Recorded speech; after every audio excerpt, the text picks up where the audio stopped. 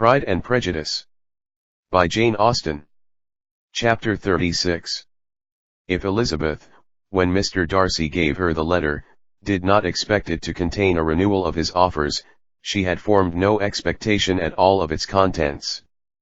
But such as they were, it may well be supposed how eagerly she went through them, and what a contrariety of emotion they excited. Her feelings as she read were scarcely to be defined. With amazement did she first understand that he believed any apology to be in his power, and steadfastly was she persuaded, that he could have no explanation to give, which a just sense of shame would not conceal. With a strong prejudice against everything he might say, she began his account of what had happened at Netherfield. She read with an eagerness which hardly left her power of comprehension, and from impatience of knowing what the next sentence might bring, was incapable of attending to the sense of the one before her eyes.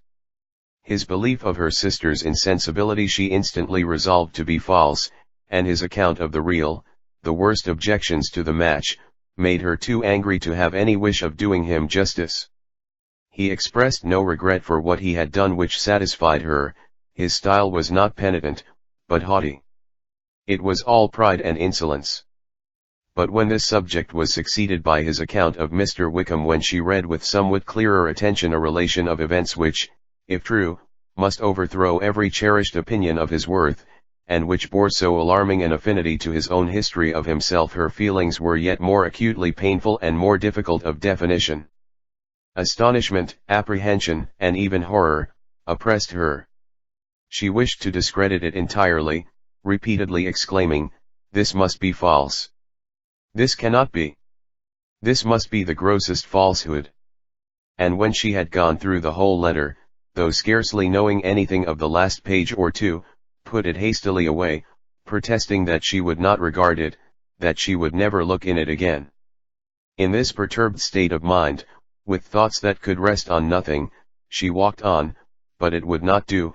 In half a minute the letter was unfolded again, and collecting herself as well as she could, she again began the mortifying perusal of all that related to Wickham, and commanded herself so far as to examine the meaning of every sentence. The account of his connection with the Pemberley family was exactly what he had related himself, and the kindness of the late Mr. Darcy, though she had not before known its extent, agreed equally well with his own words. So far each recital confirmed the other, but when she came to the will, the difference was great. What Wickham had said of the living was fresh in her memory, and as she recalled his very words, it was impossible not to feel that there was gross duplicity on one side or the other, and, for a few moments, she flattered herself that her wishes did not err. But when she read and reread with the closest attention, the particulars immediately following of Wickham's resigning all pretensions to the living, of his receiving in lieu so considerable a sum as £3,000, again was she forced to hesitate. She put down the letter, weighed every circumstance with what she meant to be impartiality, deliberated on the probability of each statement, but with little success. On both sides it was only assertion. Again she read on, but every line proved more clearly that the affair, which she had believed it impossible that any contrivance could so represent as to render Mr. Darcy's conduct in it less than infamous, was capable of a turn which must make him entirely blameless throughout the whole. The extravagance and general profligacy which he scrupled not to lay at Mr. Wickham's charge, exceedingly shocked her, the more so, as she could bring no proof of its injustice. She had never heard of him before his entrance into the Shire militia, in which he had engaged at the persuasion of the young man who, on meeting him accidentally in town, had there renewed a slight acquaintance. Of his former way of life nothing had been known in Hertfordshire but what he told himself. As to his real character, had information been in her power, she had never felt a wish of inquiring. His countenance, voice, and manner had established him at once in the possession of every virtue. She tried to recollect some instance of goodness, some distinguished trait of integrity or benevolence, that might rescue him from the attacks of Mr. Darcy, or at least, by the predominance of virtue, atone for those casual errors under which she would endeavor to class what Mr. Darcy had described as the idleness and vice of many years' continuance. But no such recollection befriended her. She could see him instantly before her, in every charm of air and address, but she could remember no more substantial good than the general approbation of the neighborhood, and the regard which his social powers had gained him in the mess. After pausing on this point a considerable while, she once more continued to read. But, alas! The story which followed, of his designs on Miss Darcy, received some confirmation from what had passed between Colonel Fitzwilliam and herself only the morning before, and at last she was referred for the truth of every particular to Colonel Fitzwilliam himself, from whom she had previously received the information of his near concern in all his cousin's affairs, and whose character she had no reason to question. At one time she had almost resolved on applying to him, but the idea was checked by the awkwardness of the application, and at length wholly banished by the conviction that Mr. Darcy would never have hazarded such a proposal, if he had not been well assured of his cousin's corroboration. She perfectly remembered everything that had passed in conversation between Wickham and herself, in their first evening at Mr. Phillips's. Many of his expressions were still fresh in her memory. She was now struck with the impropriety of such communications to a stranger, and wondered it had escaped her before. She saw the indelicacy of putting himself forward as he had done, and the inconsistency of his professions with his conduct. She remembered that he had boasted of having no fear of seeing Mr. Darcy, that Mr. Darcy might leave the country, but that he should stand his ground, yet he had avoided the Netherfield ball the very next week. She remembered also that, till the Netherfield family had quitted the country, he had told his story to no one but herself, but that after their removal it had been everywhere discussed, that he had then no reserves, no scruples in sinking Mr. Darcy's character, though he had assured her that respect for the father would always prevent his exposing the son. How differently did everything now appear in which he was concerned. His attentions to Miss King were now the consequence of views solely and hatefully mercenary, and the mediocrity of her fortune proved no longer the moderation of his wishes, but his eagerness to grasp at anything. His behavior to herself could now have had no tolerable motive. He had either been deceived with regard to her fortune, or had been gratifying his vanity by encouraging the preference which she believed she had most incautiously shown.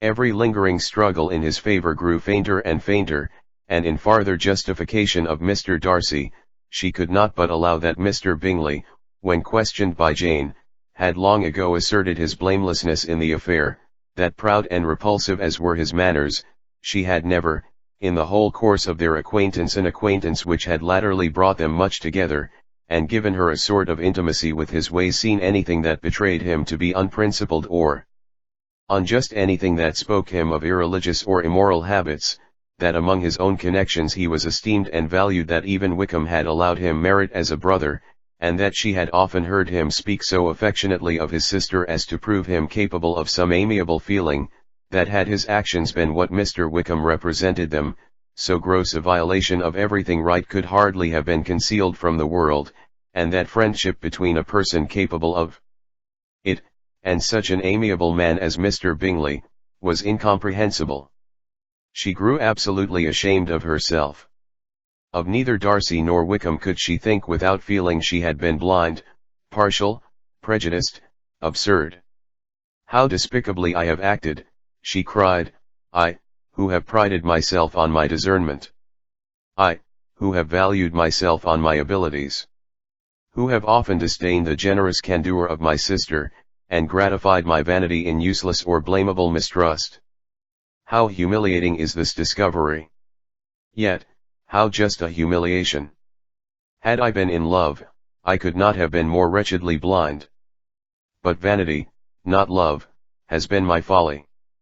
Pleased with the preference of one, and offended by the neglect of the other, on the very beginning of our acquaintance, I have courted prepossession and ignorance, and driven reason away, where either were concerned. Till this moment I never knew myself. From herself to Jane, from Jane to Bingley, her thoughts were in a line which soon brought to her recollection that Mr. Darcy's explanation there had appeared very insufficient, and she read it again. Widely different was the effect of a second perusal. How could she deny that credit to his assertions in one instance, which she had been obliged to give in the other? He declared himself to be totally unsuspicious of her sister's attachment, and she could not help remembering what Charlotte's opinion had always been. Neither could she deny the justice of his description of Jane. She felt that Jane's feelings, though fervent, were little displayed, and that there was a constant complacency in her air and manner not often united with great sensibility. When she came to that part of the letter in which her family were mentioned in terms of such mortifying, yet merited reproach, her sense of shame was severe. The justice of the charge struck her too forcibly for denial, and the circumstances to which he particularly alluded as having passed at the Netherfield ball, and as confirming all his first disapprobation, could not have made a stronger impression on his mind than on hers. The compliment to herself and her sister was not unfelt. It soothed, but it could not console her for the contempt which had thus been self-attracted by the rest of her family, and as she considered that Jane's disappointment had in fact been the work of her nearest relations, and reflected how materially the credit of both must be hurt by such impropriety of conduct, she felt depressed beyond anything she had ever known before. After wandering along the lane for 2 hours, giving way to every variety of thought, reconsidering events, determining probabilities, and reconciling herself, as well as she could, to a change so sudden and so important, fatigue, and a recollection of her long absence, made her at length return home, and she entered the house with the wish of appearing cheerful as usual, and the resolution of repressing such reflections as must make her unfit for conversation. She was immediately told that the 2 gentlemen from Rosings had each called during her absence, Mr. Darcy, only for a few minutes, to take leave, but that Colonel Fitzwilliam had been sitting with them at least an hour, hoping for her return, and almost resolving to walk after her till she could be found. Elizabeth could but just affect concern in missing him, she really rejoiced at it. Colonel Fitzwilliam was no longer an object, she could think only of her letter.